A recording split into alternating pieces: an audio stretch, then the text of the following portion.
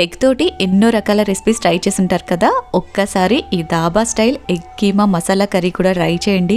చపాతీ, పుల్కా లాంటి వాటిలోకి అయితే బెస్ట్ కాంబినేషన్ అని చెప్పొచ్చు. అండ్ రైస్లో కూడా బాగుంటుంది. తప్పకుండా ఒకసారి ట్రై చేయండి. దీనికోసం ముందుగా ఇలా స్టవ్ మీద కడాయి పెట్టేసుకుని 2 గంటల నూనె వేసి 1/2 స్పూన్ జీలకర్ర, సన్నగా కట్ చేసిన 1 కప్పు ఉల్లిపాయ ముక్కలు, 2 పచ్చిమిరపకాయల ముక్కలు వేసేసి వీటిని చక్కగా వేగనివ్వాలి. ఇలా వేగిన తర్వాత 1/2 స్పూన్ అల్లం వెల్లుల్లి పేస్ట్ కూడా వేసి పచ్చివాసన పోయేంత వరకు ఫ్రై చేసుకుని 1 కప్పు టమాటా ముక్కలు, 1 స్పూన్ ఉప్పు, 1/2 స్పూన్ పసుపు వేసేసి టమాటాలు గుజ్జుగా అయ్యేంత వరకు కూడా మగ్గించుకోవాలి.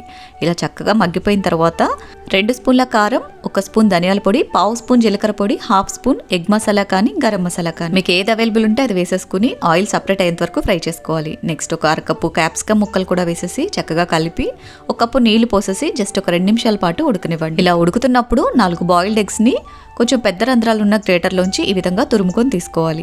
నెక్స్ట్ అంతా కూడా చక్కగా మిక్స్ చేసేసి మీడియం ఫ్లేమ్లో జస్ట్ ఒక 2-3 నిమిషాల పాటు ఉడికించేశారంటే చక్కగా దగ్గర పడిపోతుంది. ఇప్పుడు కొంచెం బటర్, కొత్తిమీర వేసి కలిపేసుకున్నారంటే ఎంతో కమ్మగా ఉండే egg keema masala curry ready. Chapati, pulka లాంటి వాటిలోకి అయితే అద్భుతంగా ఉంటుంది. తప్పకుండా ట్రై చేయండి. వీడియో నచ్చితే లైక్ చేయండి. Thank you for watching. Have a great day.